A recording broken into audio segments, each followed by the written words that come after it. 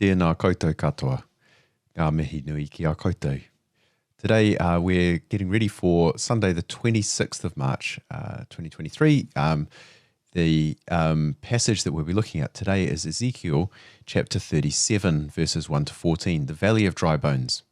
This is a famous passage. I've heard a wonderful music track which involves a rap artist dropping in the middle of it. Perhaps I'll post a link to it, to the music track from this chapter in the email that I send out shortly. But one of the things that I want to really emphasize in terms of preparing to preach from this passage is where we see ourselves within it, and where also, when we're looking at the passage, where do we see the church and the people that we're preaching to. And by that, I'm talking about two different things. One is just making sure that we hold on to the idea that this is spoken out collectively rather than individually. Come back to that in a moment.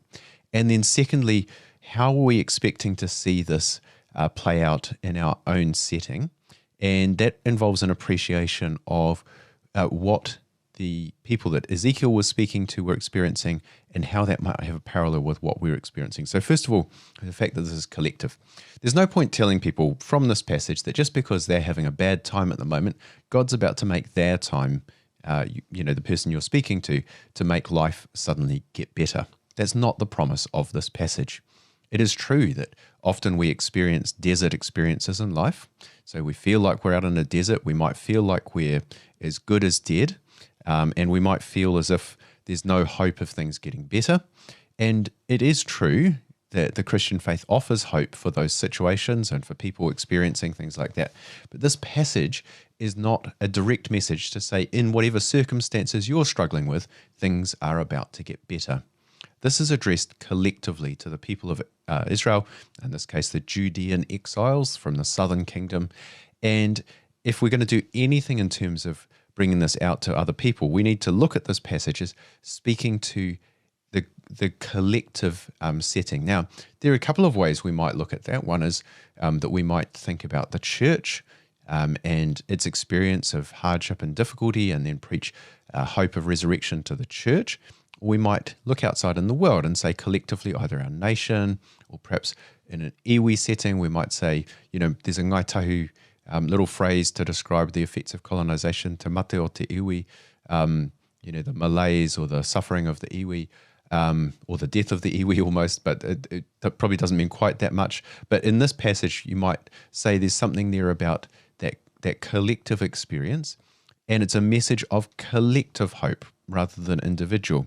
Funnily enough, within the wider picture of Ezekiel and the prophets who are speaking at this time, shortly after the exile, probably doesn't mean that the actual people themselves are being promised that they, even collectively, that they will go back. In fact, I've read clay tablets in Akkadian of some of the people who settled down and they built houses, a bit like Jeremiah 39 tells people to do, build houses because you're going to be there for a long time.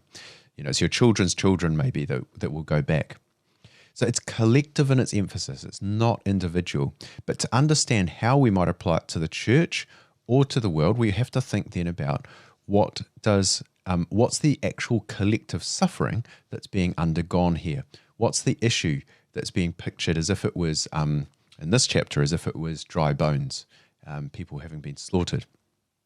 So the image that's used here is that of one where there's been a terrible battle, and unfortunately, the people that Ezekiel are preaching to, they lost. So they're all dead. In fact, it's happened a while ago, and their bones are lying out, bleached, covering the valley floor, it says. So this is like, this is beyond the end of hopelessness. The victory has been won by the enemy. The battle has been lost by whoever we are in the picture, and everything's over. All that's left is dry bones. It's years later and nothing's happened to change things almost. Now, in the people that Ezekiel is speaking to, this is a picture of the people of Judah, the southern kingdom. And the hopelessness of the situation is that they've been defeated by Babylon and they've been taken away into exile. All of their hopes for their own nation, perhaps personally bound up just in living in their nation and not being dominated by this imperial, we might almost say colonial power, they've all come to an end. But even more than that, their theological, their religious hopes. Israel existed to change the world for the better, to bring people back to God. The Jerusalem temple was the one place in the whole world where the one true God could be worshipped as he had commanded. So when Ezekiel says this, he's saying, don't misunderstand the situation. All of those hopes, they've been wiped out. So it's not as if this is a temporary setback for Israel where they can hope that by their own efforts they're going to get back into the game. They're not. They've lost. Game over. The World Cup's finished. The war has been lost. The bad guys won, and you're all dead. That's kind of the starting point of this. So it's to say you cannot imagine that things are about to turn around. And then what Ezekiel is saying is, but even though this is the reality of the situation, you must understand how bad things are before you can hear the message of hope for the future to get better. With all of that in mind, here's how things are actually going to get better. God is going to bring the dead back to life. He's going to turn these dry bones back into living human people. Now, that is an interesting message. Now, just think here. So the fundamental problem is exile. God's people are no longer living under God's king in God's land. Instead, they've been taken away to another place under an evil king, an imperial colonialist king, and they're living there. So how are things going to get better? Well, they're not going to get better because God's people are suddenly going to turn the situation around. They're going to get better because God is going to bring his people back to life. See the verse there, breathe into these dead bodies so that they may live again. And at the end of the passage, these bones represent the people of Israel. They are saying, our nation has finished, all hope is gone. And then God says to them, I will open your graves of exile and cause you to rise again. Then I will bring you back to the land of Israel. I will put my spirit in you, and you will live again and return home to your own land. Then you will know that I, the Lord Yahuwah, have spoken, and I have done what I said. Yes, Yahuwah has spoken. So that's the way the passage ends. It ends with the end of exile, people coming back home to live in God's land again. And if we take the wider picture of these hopes, under God's king. Now, remember that Israel is the story of the world in a smaller setting. So when we hear the story of Israel being out of the place they belong, without the king from God ruling over them, then when we hear the story of coming back, we should think about this not just as the story of Israel, but the story of the world, of humanity as a whole. So we as human beings are not in the place that we belong. Sure, we are on Earth, okay? I'm not suggesting we've moved to some alien planet. We're here on Earth, but we know it's not the way it's supposed to be. And the image that's used in Scripture for that is that we're out of the Garden of Eden. We're no longer in the land, the place where we can be all that we were meant to be as human beings. So all of us actually have some experience of exile, of living away from the place we're supposed to be. Even when we're at home, we can tell it's not home as it's supposed to be. And that image of the Garden of Eden helps us to think about this. Now, we're also not living under God's king. I mean, obviously we live, we've got a king of New Zealand. We've got a whole government set up, and they're not like the Babylonians, okay? I'm not trying to compare our government or our king to the Babylonian king. They're not that bad, but they're not probably quite as good as they could be. And again, we've always got this sense of this isn't quite the way we're supposed to be governed as human beings. Our leadership is not quite what it could be. So all of us have some sort of experience of exile. And as Maori, we can especially say we weren't taken to a different country, but even though we're still here, this country was taken away from us. That helps us to draw a parallel here with the people of Israel. Or perhaps you're somebody, or the people you're preaching to are people who have moved away from their own land. So, for example, we have many from Polynesia among us. And there we can say, well, yeah, you're not living in your own land in that sense. Or people who come from Europe and so forth, or who their whakapapa is back there. And there's that sense of not being in the place that we're supposed to be, not being under God's rule as it ought to be. So all of us ought to recognize as human beings that we are in exile. We haven't been captured by the Russians and taken away into a different country, but nevertheless, spiritually, we are in exile. Now, the temptation for exiles is to think that we can fix the problem. And what we have to get home to people here, and this is where this fits into Lent, is that it is beyond our power to fix up the situation. We need the Spirit of God to breathe life into the dry bones that are actually us. So we, as exiles, cannot get ourselves back into God's land, back under God's rule. Instead, we need the power of God's Holy Spirit to transform us so that we're living beings again. Do you understand the stark contrast there? Ezekiel's not saying, you're sort of okay, you just need to try a bit harder. He's saying your situation is impossible, but there's a hope here that's beyond your wildest dreams. But to embrace that hope, you have to really embrace the reality of how bad our situation is on its own. So we have to say, I am worse off than I thought. My behavior is not just a little problem. My behavior is a really big problem. I am deeply broken and deeply wounded beyond any chance of repairing myself. You know, I've arrived at the A&E, and you know the triage thing. They say, "Oh, you're not very bit. You cut your thumb, so you can go and wait over there for a long time." And then some people they treat straight away. These are the ones they can fix, and they get through straight away in A&E. And then there's the people who, unfortunately, are going to die no matter what they do. And I don't know if you know this, but they'll effectively say, oh, okay, then we're not going to try and treat them. Particularly in battlefield hospitals, that's what happens. And the battle imagery here is appropriate. God is saying to us, you, humanity, in this passage, Israel, but remember, Israel is always telling the story of humanity.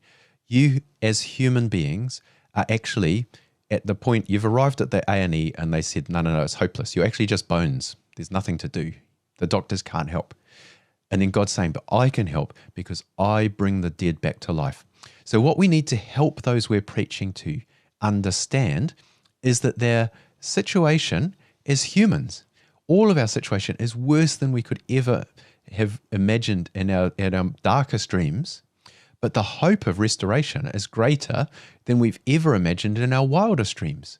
Okay, and that's the contrast we need to get. That's what Ezekiel is trying to shock the people he's preaching to say, you're more hopeless than you ever risked thinking about, but you're more loved by God and more confident in the hope of restoration than you ever imagined.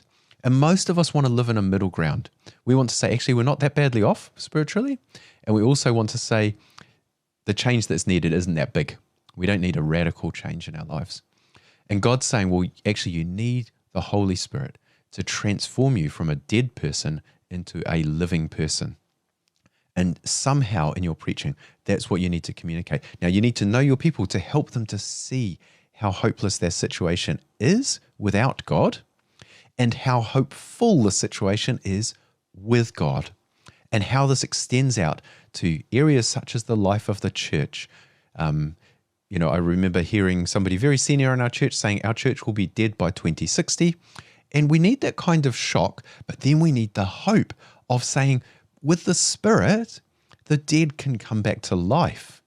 And we need to hear how that can happen in the preaching. So you need to hold that out. So think about what it is, what are the signs of death in the church, and how can God's Spirit bring life back into those things where it's impossible, humanly speaking.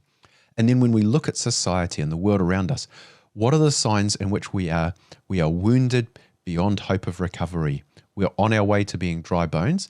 And how could God's Spirit transform things to bring life back into those places? And that's how you have to land this. And then to tell the story of the fact that actually when Israel came back from exile, things still weren't quite right. So interestingly, post-exile, the exiles come back into the land of Israel, but the land is never the same again. It never quite lands in the way that people might have hoped in terms of a restoration of what once was. And so there we point people towards Jesus Christ, who retells the story of Israel. He's a new and better Israel, who brings his people back from exile, and not just those who have whakapapa to Jacob, who are part of the family of Israel by blood, but he brings the whole of humanity back into the story of coming back from exile. And the hope is that we're going to come back not to a garden, but in the end of Revelation, the city of God is going to come down to earth and God will dwell here. And that will be the point at which we are fully brought back to life. So is my advice, end your sermon with the story of Jesus in a way that points people towards him and towards the hope of God himself coming back to earth and transforming it into a place that's no longer just a garden, but it will be a city. In other words, instead of just a few people, it will be filled with God's people. So many people that there needs to be this amazing city to contain them. And then we will finally be home. There's another song I listen to quite a bit, which talks about we're going home, and it uses the illustration of we're running home. And isn't that a lovely image to use? In this present life, in the desert that we experience of exile, of being away from home, what we're actually doing as we live this present life is we are running towards our eternal home. And that can give meaning to all of our lives. I am running home. That's what I'm doing all the effort of this life is there so that I can run towards my home, where Jesus will be seen by me forever and where I will be living in a completely restored life. I will always feel away from home in this life, but in the life to come, I will never, ever feel that I'm in exile again. May God bless you as you prepare and as you preach, and may God bless his word to all of our people. Kia ora tātou.